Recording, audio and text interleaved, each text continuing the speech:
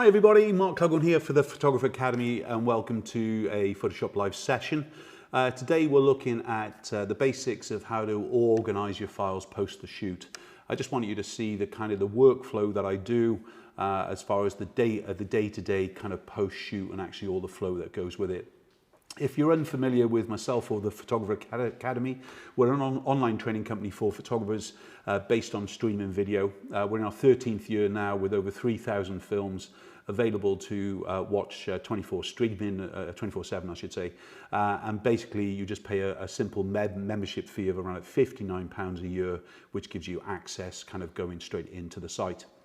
On these live sessions, they're great because they basically show the truth of the actual flow, the truth of the image, whether we're photographing in studio, whether we're working on images in the likes of post-production like we're going to be doing today. So you also get to interact and actually throw some questions in as well if you're kind of live with us. So as far as today's concerned, we're going to be looking at one of the shoots that we did recently on Academy Live. We try and be live at 5, 1 day per week. Most of the time it's a Wednesday. This gives us a kind of again a truth of the image so you can actually see things being shot. What I want to show you from here is basically what I would do with my files coming straight from the hard drive. In this case it's a USB drive that we had plugged into the laptop. I work on a kind of a PC, a system, monitor. We're just in the kind of the demo area. So basically we've only got the one monitor, but I'd usually be using 2 monitors, actually one to kind of have a bridge and so on, one with Photoshop on. But again, it's just keep it down to a basic. So this is the equivalent of a laptop, isn't it really? One screen, one keyboard, and you're doing everything in one place as it were. So if you've got any questions, get them in as we're going through. Right, let's kind of move away from the Photographer Academy dashboard window here. And what we're going to be doing is going into Bridge, which is a part of the Photoshop suite, as it were. This is just the basic Photoshop, so it doesn't have the whole singing kind of creative suite. This is just Photoshop, Lightroom, Bridge, few little other things extra and so on with it. So again, no kind of fanciness for the kind of the top end stuff. I've opened up here basically the hard drive. That's the one sat on the desk, and what we're looking at is just a folder which contains all the elements of that day's shooting as such really. Now to make it kind of quick and everything else for us, I'm going to be working with just one of the shoots. We're going to use the sheet. And what I want to do is move all of the images from the drive onto the hard drive first. And the reason I'm doing that, it's a kind of part of my first kind of backup because I'm going to be editing and deleting files quite quickly. So it means that I need to make sure that I've got a safety backup of the files until I'm technically finished. If I was going home from a shoot in the night and I basically hadn't finished all my workload, basically the drive would come with me to home and so on. Even if I'm going out for dinner, it would come with me. But usually everything is dumped down onto the main kind of working computer and then basically going to follow the procedure that we're doing now. So in the background, we've got basically Bridge, as I said, and we've got a 2021 window here. And the first thing that I would need to do is basically create a new folder by just clicking onto the create new folder icon on the top right hand side. So this would be, I think it's week 5 it was, that we would just go into it, or a specific date. So if you're shooting each day of the week, this would then change itself to, well, I don't know what week 5 was. 02 will guess it and go 15. 21. So that would be the first thing. Then within this folder, I would want to download the files too. But before we do that, I'm going to double click in the folder itself and create a new one. And then once more, top right hand side, create new folder, and I want to do this as raw. The reason I want to do that, because I'm going to have 3 basic folders soon. One is going to be a RAW, one is going to be JFR, JPEG from RAW, and the other one is going to be JFC, which is JPEG from camera. So if I click on again, and I just do JFC, that's the first one I'm going to need. Why? Because I'm going to separate my JPEG shot on camera and the RAW shot on camera from each other. The next one I'm going to need as well is going to be, as I said, JFR. Now, because they're all within the 021521 folder, basically everything's going to exist in here. So straight away I can look, do I want to access the RAW? Do I want to access the JPEG from the camera? Or do I want to access the JPEG from RAW? So in other words, the process files. So in this case, we're going to be working in the RAW folder first. So if I just kind of select it, right click it, and then go to Reveal in Explorer, straight away you can see that the windows come up, and then I've got those the three files showing in my Window Explorer window now, and I'm just going to double click onto RAW, and then basically I'm ready to do something. Okay, so we already saw the boudoir week 5, so we saw all of these kind of different folders going through it. As a rule, now I would just drag all of these into the RAW window, and they would start to copy themselves across. Just to, for speed, I'm just going to kind of drag across the sheet. And then you can see out of the 9, 10 gigabyte, whatever it was, it's going to be putting itself onto the PC. Now, while that's doing that, we should remember that kind of the grandfather backup is still something that I do. To ensure, I mean, this goes back to the early days of switching over to digital. So this is in the late 90s, when I needed to make sure that things were going to be secure. One of the most expensive things at the time was obviously the compact flash cards that we were using, or the micro drives were a cheaper option for us, which we actually began with. And then as far as the compact flash was concerned, we moved over towards them, but they had to be moved from there to somewhere else. As far as backup drives and everything else concerned, they were very, very expensive, kind of cost us quite a lot of money, quite a lot of time. So pretty much once we were editing files, we were kind of deleting all the files that we didn't want. We'd be backing things up onto DVD or CD-ROM then. Today, of course, a backup drive is so cheap. It's a good method. But what I'm going to be doing is basically showing you how I'm going to get the first backup off-site, okay, for free. That's the main thing for us. So remember, if you've got any questions, get them in live. If anybody's watching with us live, then we can do that. Back to the screen. So we're almost complete on the actual transfer across. Now, the reason I didn't transfer all of those different folders across was just for speed. But as I said, in real time working, I would have done that. And then from here, basically, once one file had finished downloading, I would start to work on that one folder straight away in exactly the same way as I'm going to be showing you today. Okie doke. So we just got about 300 megs to actually go across there. And once that's done, if we now kind of almost ignore this transfer window, and I just click into Bridge, okay, and I double click into RAW, we can start to see now that folder has created itself called the sheet because we dragged it across. So because I dragged that one folder into another folder, the one folder is on the hard drive of the portable drive, the other one is on the hard drive of the computer, it created its own kind of the destination.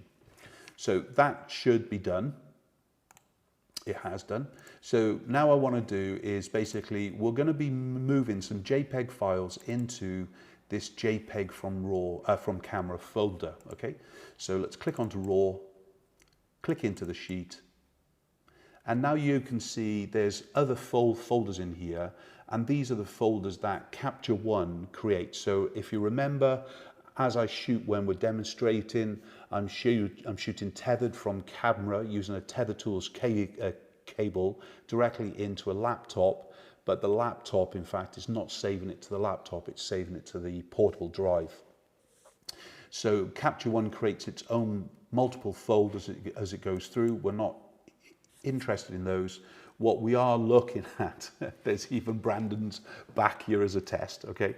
So you can see the kind of the different images that we've got. Now, you'll also note that they all look black and white, and then all of a sudden they're coming back into color.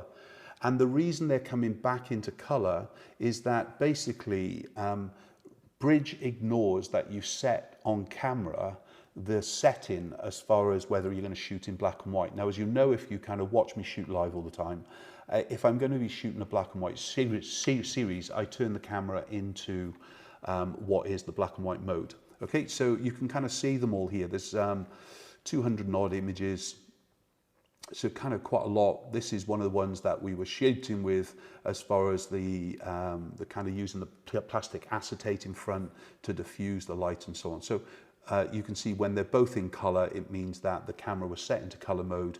When we're in black and white and color, it means that I've set the camera information to shoot in black and white. That's why we're seeing a black and white JPEG, but it then means that the raw file, when it comes into actually the likes of Bridge or whatever, it's still going to remain as far as the information is concerned. The main thing for me to see there was that all of the files on this file type on the left hand side here, that basically all of these files pretty much have acknowledged they're all done, yeah? So I'm looking that I've got 332 images in camera raw. I've got 329 images as far as the JPEG is concerned. And the reason being in that, while I was in Capture One, I possibly selected a few images and I deleted them. But when I was deleting the file within the kind of the Capture One window, I was only technically deleting the JPEG file and not the raw file itself. So that is still remaining.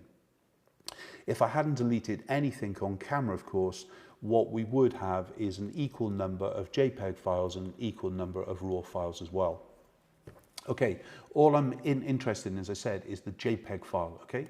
So let's select on these, so I can just Control A, and that is going to select all our images, he says. There we go. And now I'm going to right click, and then I'm going to select the Move To command. And then what you can see is I've got JFC on here. Now, when I'm doing the shoot, I'm only really having one JPEG from camera folder for the whole day shooting as such, because it just makes it nice and quick in my workflow. Now, you don't have to follow exactly what I do, but if you take the essence of what I do, then what we're trying to minimize is problems. We're trying to minimize the problems as far as the bringing images through a software kind of copying. So even the likes of Bridge, I can kind of import from in Capture One and so on with it. But I'm just trying to minimize everything. So this is where I work in the kind of the clunky stage, like the drag and drop. Within the Bridge window though now, why I selected to move all the JPEG files across from here, it just makes it quicker because it can sort the kind of the JPEG from the raw files. So now you'll see on that bottom left hand side, now when I unclick that JPEG, all I've got in the file type is basically the camera raw images and the folder image itself with it. Right, now before I even go and look at the images and start to sort out the files and delete files and so on with it, what we're going to do is basically start to do the backup off-site, okay? I'm backing up the JPEG first off-site, so at least I know, should everything crash, everything burn down, then at least I've got some imagery off-site and it's not going to be costing me any money. So I'm going to just click back into the kind of www as it were. I'm going to come on to the Mark Cleghorn website. This is my own site, so this is real, yeah. And I'm going to go into the organize section at the top when I've logged in. So I'm just going to click into here. Then running down the left-hand side, we've got a series of folders and galleries and everything else with it. But all I'm interested in is a folder that I created called the Camera JPEG Vault.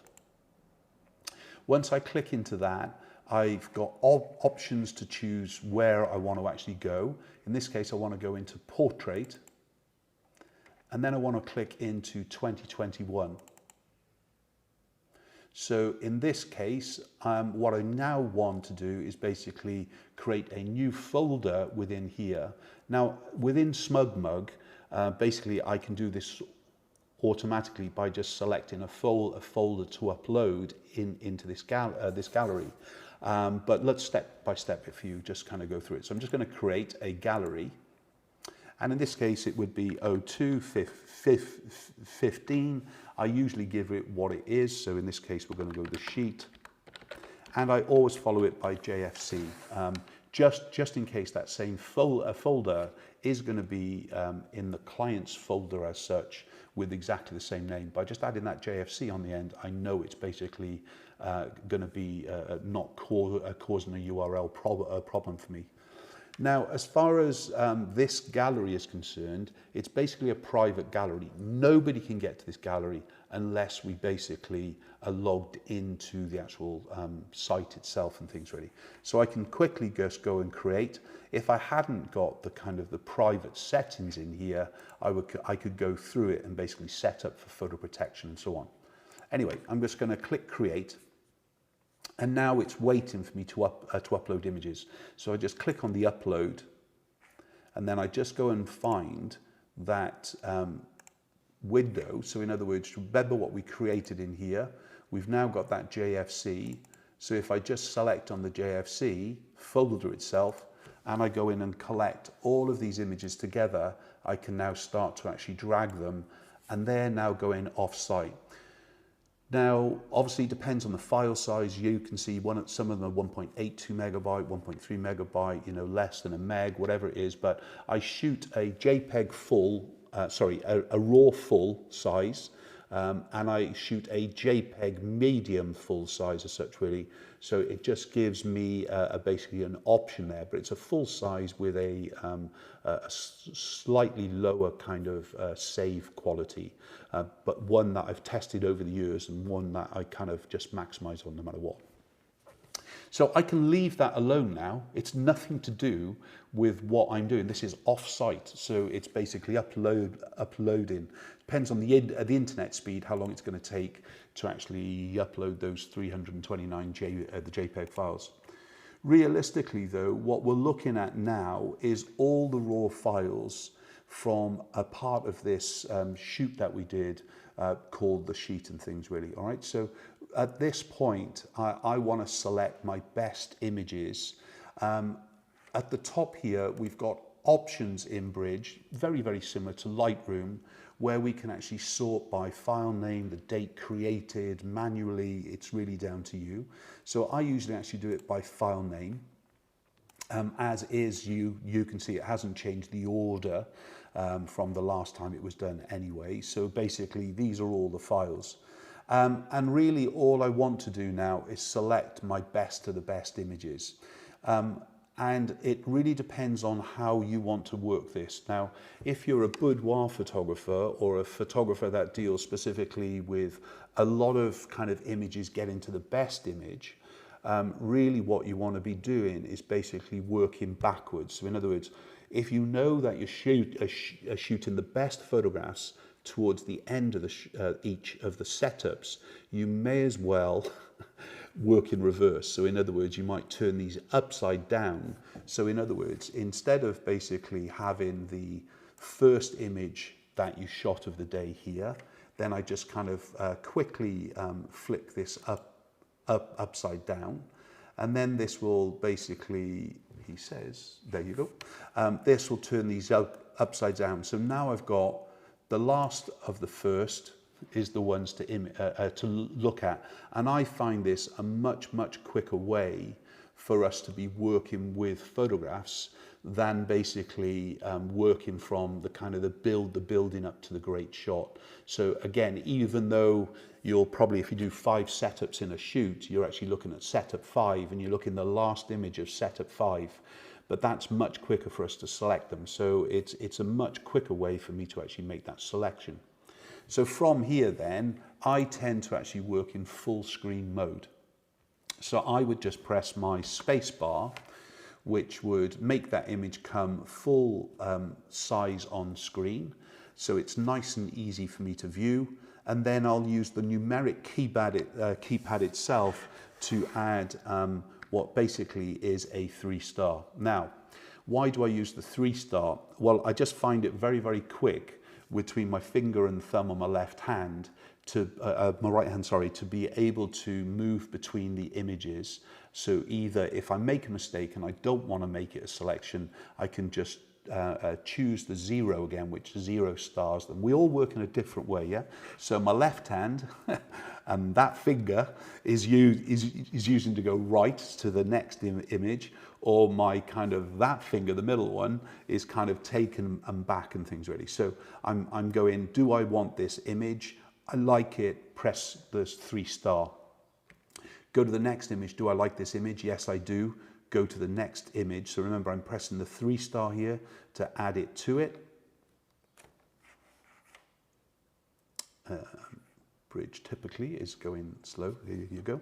So if we go back, we can see it. Do I like that image? It's okay. I'll keep it for now. Don't like that one. Don't like that at all. I like that image. So now I would want to be working in full speed. So now I'm into looking at expression. I'm using the left and the right arrows to go back and forth through the images. I'm not worried if the rotation of the camera is in the wrong place with it. I'm making decisions, and that's what we have to do as photographers, is just make decisions as we're going through it. What I'd suggest to you, obviously, is to ensure that you're minimizing the work that you're doing. So you saw already, we just went through the one setup at the end of the shoot, very, very fast. Going through it, these look like they're slightly underexposed, in fact, so we might be into a little bit more of a fine art shoot here. I'm still looking at expression and pose, really more than anything else. The reason that I'm working fast is that by just looking at expression, presuming that things are sharp, I can make big decisions fast instead of kind of looking very intensely at images straight away. This is where I've put the acetate in front of the lens now, yeah, to actually give the kind of the hazy look. The reason being that I'm working fast is that I want to spend more time on images I really like and no time looking at images I'm not fussed about. And after, you know, shooting for 35 years, you soon get into the control of what you can instinctively edit out. So because I'd only be looking at probably keeping, I don't know, around about, probably a third of images, half maximum, through in the first edit, it's quicker for me to select images that I like than choosing images I don't like. So basically what I'm talking about is that if I was pressing, I don't know, something like the numeric 6, yeah, to add a red tag to an image, could mean delete this photograph, I would probably be pressing the numeric 6 more than I would kind of actually press in images that I definitely want to keep, if that makes sense to you at all with it. It makes sense to me, that's all that counts. Right, so remember, if you've got any questions, get them in live kind of thing with it. We won't do all of this, but I just want you to actually get a real idea of an idea of the flow. So remember, I'm selecting the numeric 3 to make the selection of images that I like. I'm going to make some very, very big decisions here soon, which involve deletion of raw files. And I know when I kind of work, and I've done workshops in the past, and photographers have gone, you've just deleted 200 raw files, Mark, from the day. That's madness. And I went, well, yes, but on the other hand, what I've done is I've kept 125, let's say, exceptional or really good images. So again, you'll find your own way. When you're just getting going, obviously you might want to be backing up your raw files onto another drive, but you want to be kind of keeping things pretty clear to ensure that basically the images are being selected. Right, so it's Kelsey, one of our models that we were using in lockdown. Kelsey's a model that just does implied, so there's never any nudity with her. But you get a really good idea now of how fast we can work through images. Remember what I'm just flicking back and forth there. Made a mistake by pressing the 3 star on that one. I don't want it, so I just press the 0 again. In fact, I lied, I like it, so I go back to it and apply the 3 star to it. Going through. So I'm not afraid to go backwards and think, hey, you made a mistake here, Cleghorn, go back and choose it again. Look how many images though, I'm not adding any form of star rating to it.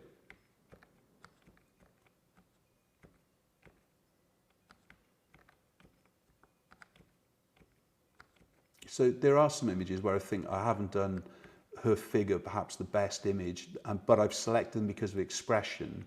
Remember, really what I'll be looking at is going backwards in time, so reviewing these images again before the final selection is made. I've found in the early years of editing digital files, it was quicker for me to go through them 2 or 3 times than it was to actually finesse across all of the images at once. You are seeing a slight difference in exposure here. This is because we were using a reflector flat, but using it to cut out some of the daylight to actually show the effects of feathering. I believe the image that we're seeing now, the images that we're seeing now are on the Photographer Academy to actually go and view the shoot and things really. We add around about 3 films per week to the Academy, but it also means that there are times that we cull a load of films from years ago that perhaps we've updated with more modern technique or a difference in the kind of the stylization and so on. But as I said, there's around about 3,000 images there, films for you to go and watch straight away on the Academy. Okay, we're nearing the end, yeah? Remember, if you're joining us now live, basically we're working in reverse of the shoot. So the images that we're now seeing, in fact, are the first images we shot, rather than the last images that we shot as part of the shoot. There you go. So just by good targeting there, that's Brandon's back. So if you're looking what the video guy looks like, that's him. Okay, so basically you can see through here, in fact, I've on the left-hand side, we've got 3 stars, 159 images, and 174 that are no rating at all with it, okay? I want to actually delete these images. I don't need the ones that have got no rating on them. So at this point, I'm just going to select Control A and then hit the delete. Now, I'm not rejecting them, I'm deleting them, so I want them to go to trash. And there's times where it's going to say, these are going to be too big, are you sure you want to send them to recycle bin or wherever it would be and so on. But basically, we're getting rid of those fully.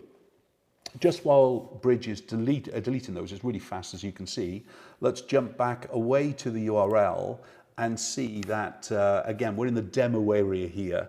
So it's got a very, very slow, we're just on Wi-Fi in fact, I think. Oh no, we're plugged in, but it's not very fast running in here. But again, it's still uploading all these images off-site, the JPEG files and things really, okay? So that's what we're doing, so I can keep that going.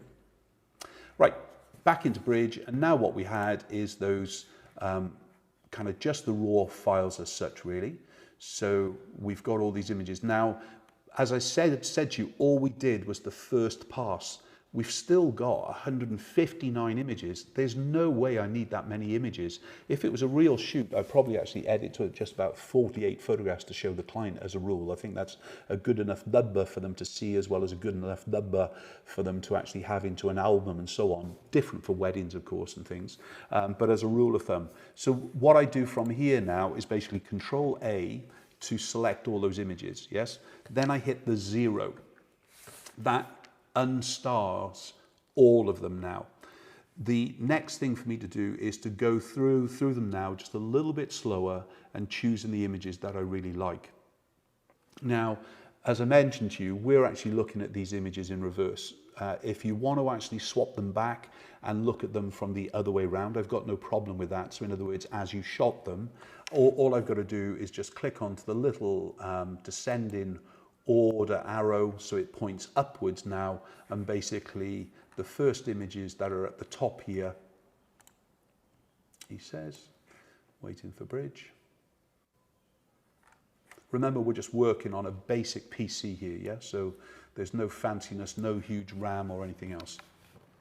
And there's our kind of images. So now, if you find it easier to work through this, then what we want to do is once more just go through that little bit of an editing process choosing the images. I'm not going to do it all the way through for you, but this would probably take me around about, you know, another 2 or 3 minutes to actually choose the photographs. It doesn't help that we've got so much kind of technique being taught here rather than variety of the shoot and things really. And we'll do this again soon with a real shoot, so you can kind of see how hard we're editing it. You can jump straight over to the Photographer Academy and see a real workflow straight away without any trouble at all with it and things. Okay, so let's just do a few, just so you get an idea of what's going on.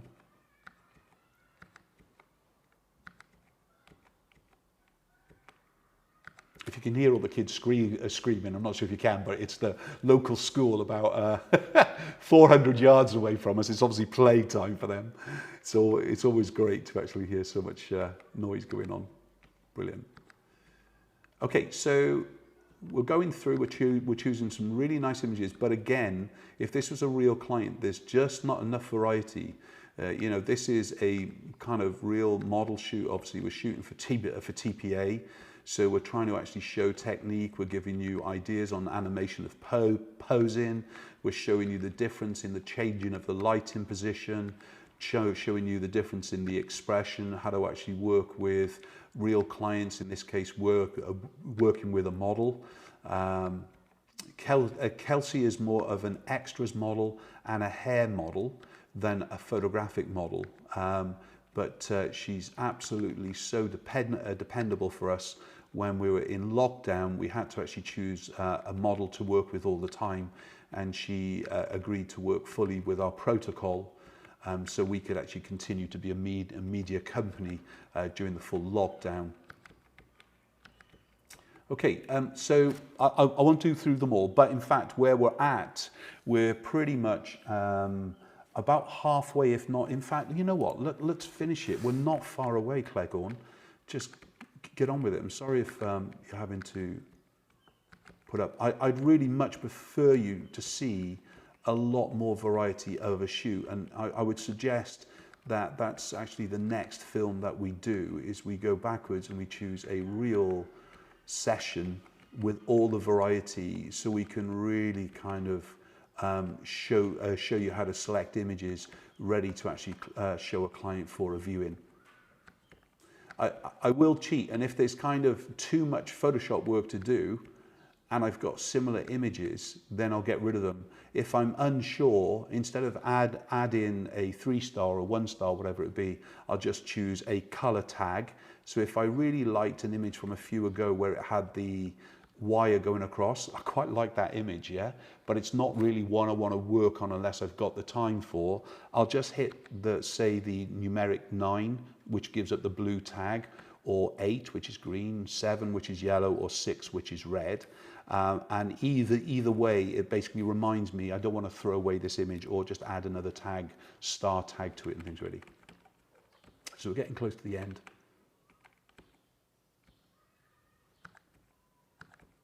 There we go. Okay, so here we go. Guess what? We're going to select on no rating once again. I know for many of you are going to go, oh my God, what are you doing? It's just the confidence of workflow of what we've got. Remember, I've got that JPEG offsite anyway. And as far as the kind of, if I was doing food photography, probably I've only got 6 or 8 shots of each setup, unless I'm kind of painting by light or whatever it would be. So these are going straight off to the bin. So if I needed to go, I could go to the trash bin and call them all back. It's one of the reasons I want to make sure that my trash bin is empty before I start any editing of the day. At this stage, we've got our images. I would tend to actually go through a finer selection. Remember, we've got 80 images still. It's way too many. But again, we'll just say that these are the photographs for now. Next thing we got to do, before we do anything else, we can't even think about the processing of a file. We go to Control A, select all those images. I now want to go up into Tools, and I want to go to Batch Rename. At this stage, I want to actually add a 1. So that, as you can see here, is on the kind of the top bar.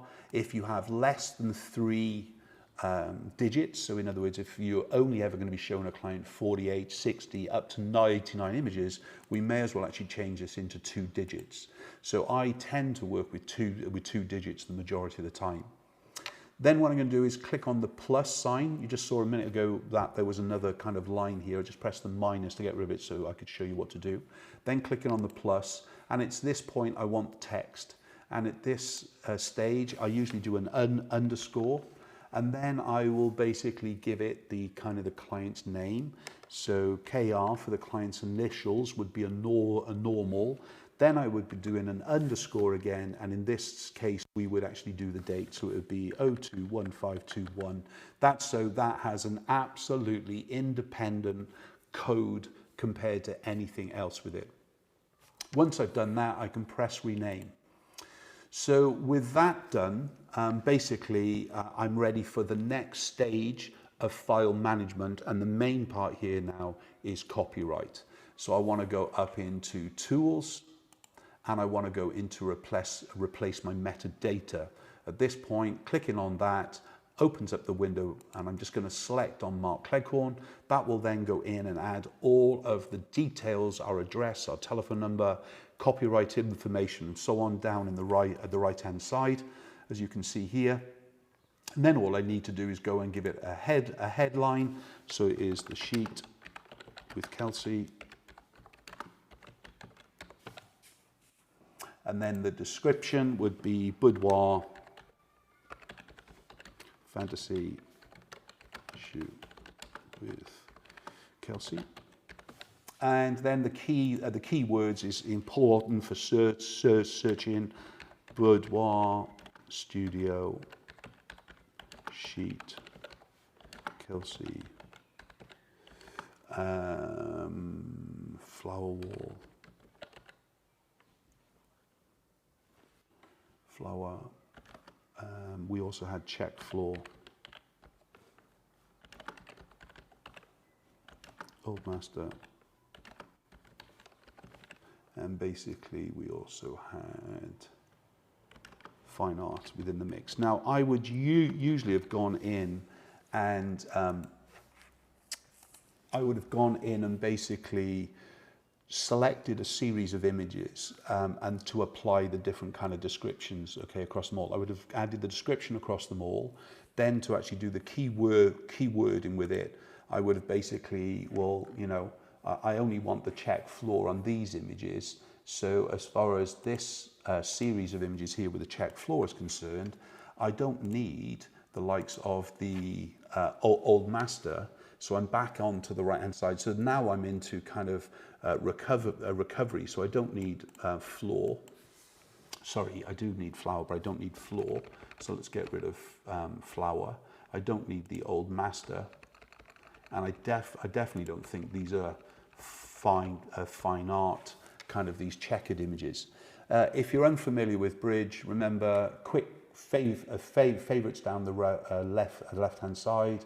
Filters are usually kind of kept in the left-hand bottom section as well. I can click on the top part to move into folders.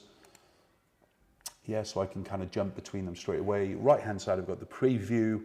Right-hand side bottom, then I've got the metadata and the keywording and everything. But the sliders at the bottom, so I can make these bigger or smaller. Remember the space bar to actually make an image bigger on screen. But as well, if you want to actually work in a slightly different kind of layout at the top of the screen here, you saw me working in Essentials, and you can create your own kind of layout as well. I can move to libraries, the film strip. Film strip is good, in fact, if you are using this as a viewing screen, especially if you didn't have software like Fuddy, where you're looking to actually view onto a television or onto a projection.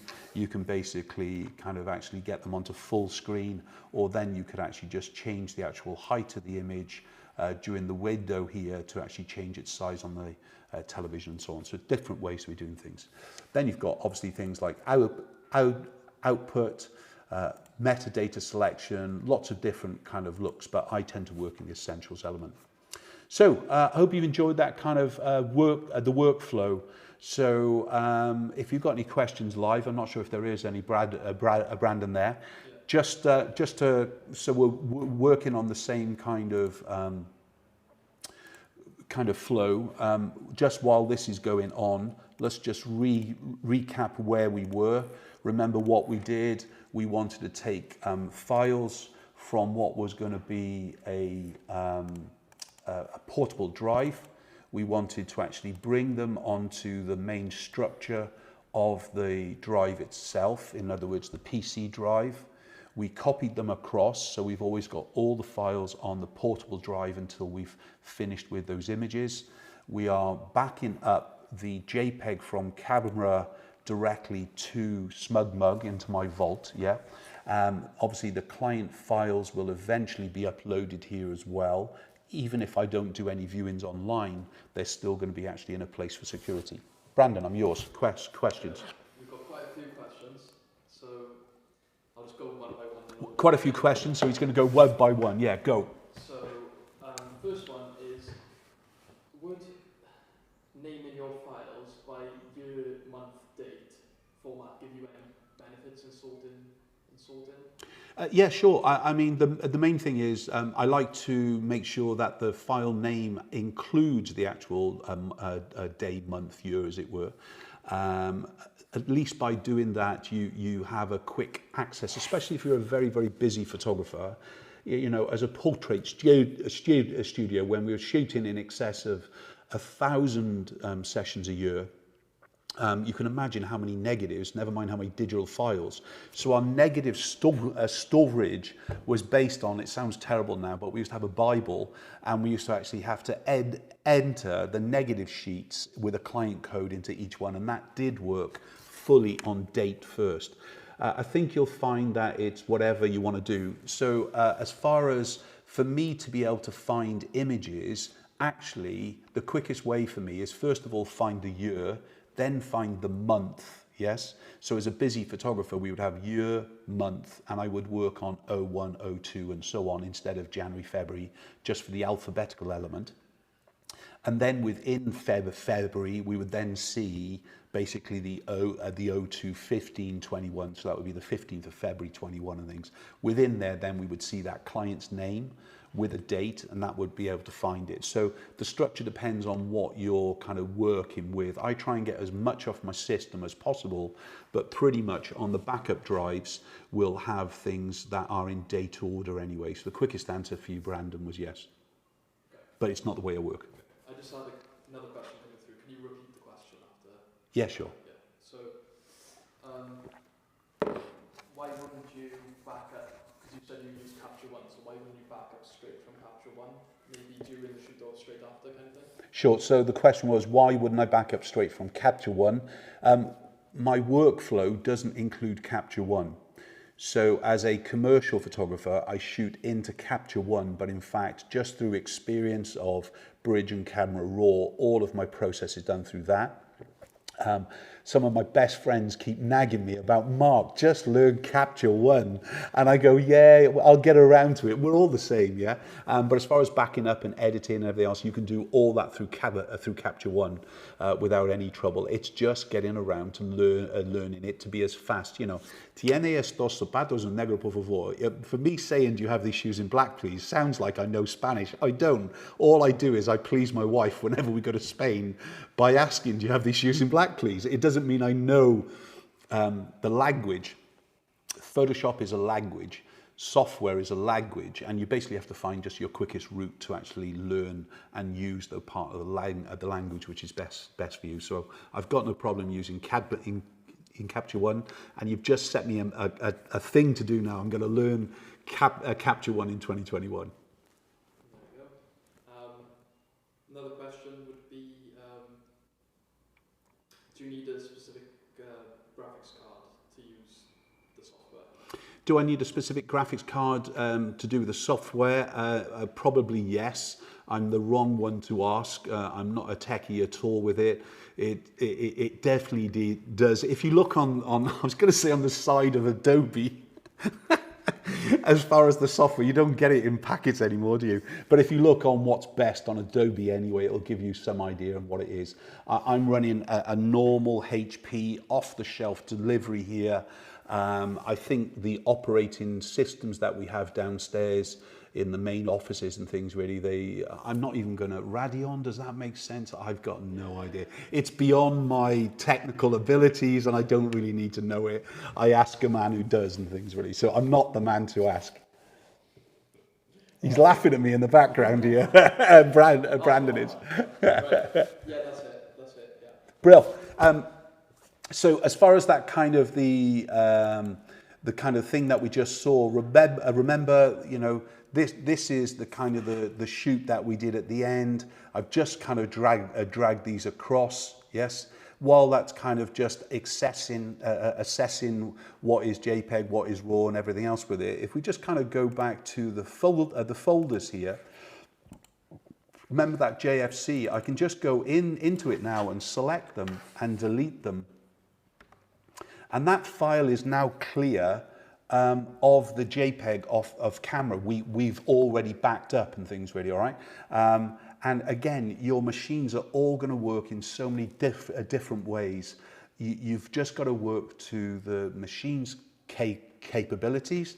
If you find, like, I'm already getting frustrated with this, so I can guarantee you by the time we next go live up here, we ain't going to be running this little computer. I need something with a little bit more kind of spice to actually kind of make my job a lot easier. But if you find your workflow is being controlled by software, or it's being controlled by the likes of your PC or your laptop, as soon as you can physically do, make sure that you are running in a wiser, more economical way in time. Time is something that we can't buy. Software we can, new computers we can, and things, really. We've just got to make sure it works well within us and our budget and things. Why I wanted that clear was that within here straight away, you know already what we're going to do. We're just going to take all of those JPEGs from camera. We're going to right click them. We're going to move them to that JFC folder once more. That's going to do its job. If I just pull this back up again, you can see already they're being loaded into here. Now, once more, I can pull up my SmugMug window once more. And even though those files are finished, I can just go and drag another selection of images and drag them straight on, and it's going to start to upload those straight away. Of course, then I come back into Bridge, those images have already been removed. At this stage, I just go in exactly the same process that we just saw, going through the images, selecting images that I want to keep, and so on with it, to actually get to the favorite photographs. We know that the best images were shot at the end of this shoot, like they are most of the time. So I may as well click straight to the end and concentrate on these rather than the ones that we're kind of just getting going with. So I'm Mark Clegg for the Photographer Academy. Hope you've actually enjoyed this introduction into kind of file management, what to do after a shoot, you know, kind of basic edit, kind of metadata, file renaming, deletion of files, backing up off-site. But remember, you can catch us every single day on the Photographer Academy if you're a member, and we try and be live at 5 each week as well with a live shoot in studio. I'll see you in the next one. Take care. Bye-bye.